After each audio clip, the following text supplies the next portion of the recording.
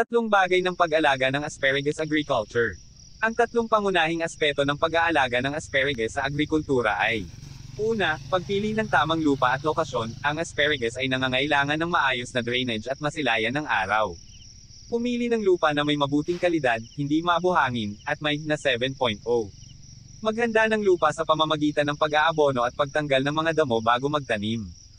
Pangalawa, pagdidilig at pagpapakain. Regular na pagdidilig ang kinakailangan, lalo na sa mga dry season. Iwasan ang labis na tubig na maaaring magdulot ng root rot. Gumamit ng mga organic fertilizers para sa mas magandang paglago at ani ng asparagus. Pangatlo, pangangalaga sa mga sakit at peste. Bantayan ang mga sintomas ng sakit tulad ng rusts o fungi at mga peste tulad ng aphids. Gumamit ng mga natural na pest control methods at tiyakin na malinis ang paligid ng mga halaman upang maiwasan ang pagkalat ng sakit at peste. Sa pangkalahatan, ang tamang pangangalaga sa lupa, tubig, at mga peste ay mahalaga para sa matagumpay na pagtatanim ng asparagus.